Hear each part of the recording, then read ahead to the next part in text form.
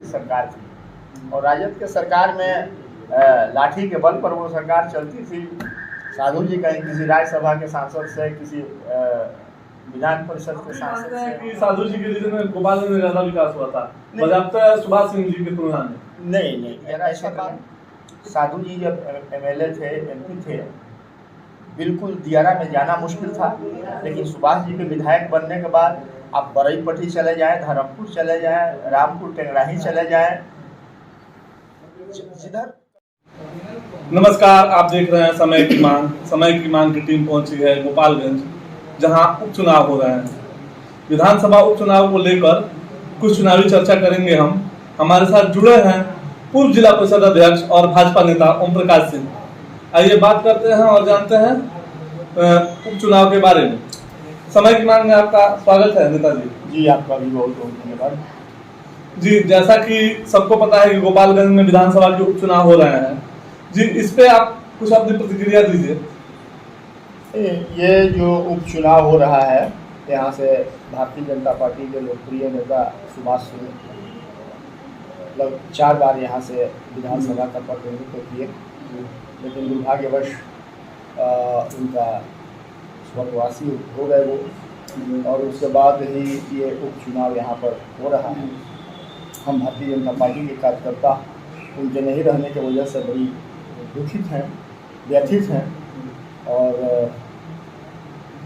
ये एक अवसर है उनके परिवार के प्रति कृतज्ञता प्रकट करने का, तो हम लोग भी लगे हुए हैं। जैसा कि भारतीय जनता पार्टी ने उनकी धर्मपत्नी को टिकट दिया है और उनके खिलाफ आरजेडी ने अपना उम्मीदवार दिया है, और बीएसपी के तरफ से साधु यादव जी की पत्नी मैदान में है। आपको क्या लगता है चुनाव किस ओर जा रहा है? देखिए, किस ओर किया जा रहा है, भारत का पूरा राजनीतिक सिनारियो इस समय चेंज हो गया है। अब के पहले तक ये होता रहा कि यहाँ पर प्रदेश में जाति के आधार पर राजनीति होती रही, क्षेत्र के नाम पर राजनीति होती रही, भाषा के नाम पर राजनीति होती रही,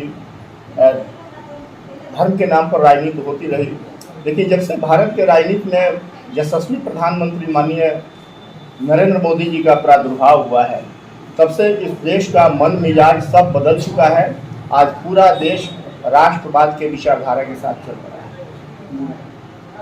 जी, जैसा कि आपने कहा कि यशस्वी प्रधानमंत्री मोदी जी के विचारधारा की तरफ बढ़ रहा है, लेकिन अभी कुछ दिन पहले बीजेपी सत्ता में थी, कुछ दिन पहले यहाँ विपक्ष में आ गई है। नीतीश जी ने सत्ता परिवर्तन कर आरजेडी में शामिल, महागठबंधन में शामिल हो गए और बीजेपी को विपक्ष में धकेल दिया। इस पे आपका क्या कहना है? नहीं, देखिए, भारतीय जनता पार्टी 1990 में जब लालू यादव जी की सरकार बनी थी, और जब लालू जी की सरकार तमाम स्कैंडल में फंसती गई और बिहार में कानून व्यवस्था ध्वस्त होती गई, माननीय उच्च न्यायालय को कहना पड़ा कि बिहार में जंगल राज है। भारतीय जनता पार्टी की प्राथमिकता ये रही कि बिहार को जंगल राज से मुक्ति दिलाए, और इसके लिए भारतीय जनता पार्टी ने नीतीश कुमार के साथ गठबंधन किया। और आपको भी याद होगा कि जब पूरा बिहार जंगल राज से कराह रहा था, तो भारतीय जनता पार्टी के नेता माननीय अटल बिहारी वाजपेयी, लाल कृष्ण आडवाणी, ये सारे लोग मिल करके बिहार को जंगल राज से मुक्त कराने के लिए नीतीश कुमार को नेता के रूप में प्रोजेक्ट किए, और साथ में चुनाव लड़कर के उनको मुख्यमंत्री बनाया गया। बिहार जो विकास से बहुत मरहूम था, भारतीय जनता पार्टी के नेताओं के कौशल का परिणाम था। नीतीश कुमार को खुला छूट भारतीय जनता पार्टी ने दिया कि चूंकि हमने कमिटमेंट किया है बिहार के लोगों से कि हम बिहार में विकास देंगे, जंगल राज से मुक्ति दिलाएंगे, और सब चीज़ ठीक ठाक चलता रहा। लेकिन नीतीश कुमार की फितरत है कि वो कभी किसी के विश्वसनीय नहीं रहे, और ये हम नहीं कहते हैं, ये लालू यादव जी जिनके साथ नीतीश कुमार जी हैं, उनके बारे में लालू जी नीतीश जी के बारे में कहा करते थे कि ऐसा कोई सगा नहीं जिसको नीतीश कुमार ने ठगा नहीं, और यह भी कहते थे कि सबके मुंह में दांत होता है लेकिन नीतीश कुमार के पेट में दांत होता है। इन सारे चीज़ों को भी दरकिनार करके भारतीय जनता पार्टी ने बिहार के लोगों की प्राथमिकता को ध्यान में रख करके बिहार को विकास के रास्ते पर चलने के लिए इनको खुला छूट दिया। लेकिन अगर इन्होंने हाथ खींचा तो इसमें उनका कसूर है और बिहार की जनता एक एक उनके वादे को का जवाब देगी चुनाव में। अभी कुछ दिन पहले उप मुख्यमंत्री गोपालगंज आए थे। गोपालगंज के थाव में उन्होंने मेडिकल कॉलेज की स्थापना करने की बात कही, इस पे क्या कहेंगे? अब तक लालू यादव जी के परिवार का या लालू यादव जी के पार्टी का यही इतिहास रहा है कि घोषणाएं खूब हुई, लेकिन उन घोषणाओं पर कभी अमल नहीं हुआ। और चूंकि लालू जी के विरासत को तेजस्वी जी आगे बढ़ा रहे हैं, तो मुझे नहीं लगता है कि इन लोगों के कथनी और करनी में कोई सामंजस्य है। ये सस्ती लोकप्रियता प्राप्त करके और ये लोग राजनीति करने वाले लोग हैं। जितना बिहार की जनता ने लालू जी को समय दिया, 15 साल का समय कम नहीं होता। लालू जी अगर अपने क्षमता के मुताबिक आधा भी अगर विकास के तरफ अगर ध्यान दिए रहते तो बिहार का यह दुर्दशा नहीं हुआ रहता। तो उन लोगों के कथनी और करनी में कोई भरोसा नहीं कर सकता है। और जंगल राज के गर्भ से निकले हुए ये लोग हैं। नीतीश जी और राजद की सरकार बनने के बाद ही बिहार में जो एक तांडव शुरू हुआ है, आपने देखा होगा कि बिहार में क्या हिंदुस्तान में कभी ऐसा नहीं हुआ जो बेगूसराय में हुआ। वहाँ पर बुलेट मोटरसाइकिल पर गोलियों से तरतराते हुए, और हमको लगता है कि घंटा भर वो अपराधी एकदम अपना ऐश करते रहे और गोली चलाते रहे। अब ये जंगल राज नहीं है तो क्या है? क्या बिहार के लोग चाहेंगे कि फिर उसी तरफ बिहार जाए? जी, आइए लौटते हैं विधानसभा उपचुनाव के बारे में। जैसा कि आरजेडी के लोग आरोप लगा रहे हैं कि 4 बार से लगातार विधायक रहे स्वर्गीय सुभाष सिंह जी ने गोपालगंज के लिए कुछ नहीं किया, जो भी किया हवा ही है, कागजों में ही है। इसमें कितनी सत्यता है?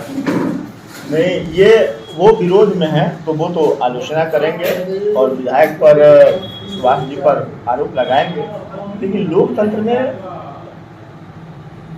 सर्टिफिकेट जनता देती है।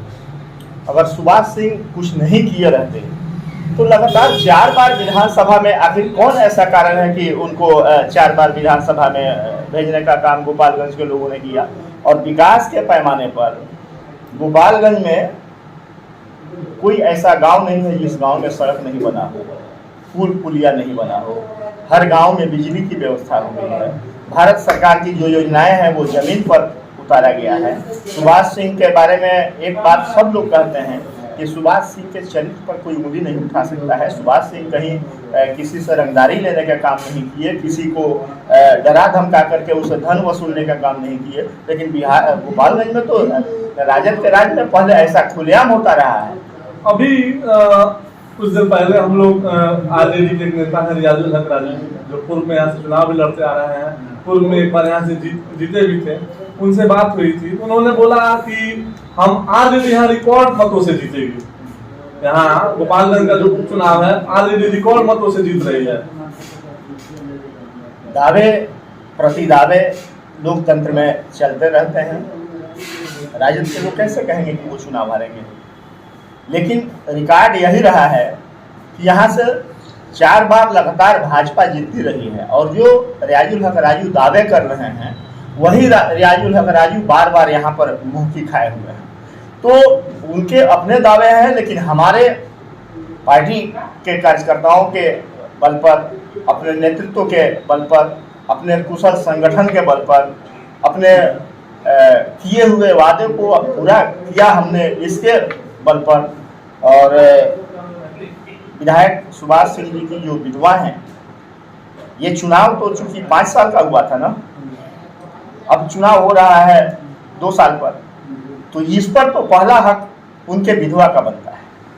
और गोपालगंज के लोग भी इस बात को समझ रहे हैं कि ये जो समय है, यह 5 साल का जो समय सुभाष सिंह का है, इसलिए उनकी जो पत्नी है कुसुम देवी, उनको यहाँ का लोग वोट देगा। ये जनमानस में ये बात है।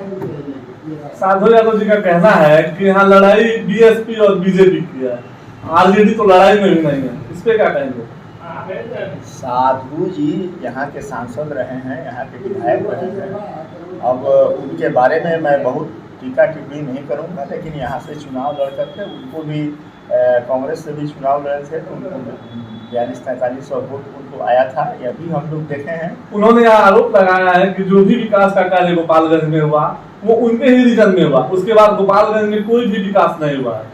नहीं, देखिए, ये मैं इस बात को मानने के लिए तैयार नहीं हूँ कि जो भी विकास हुआ उन्हीं के रीजन में हुआ।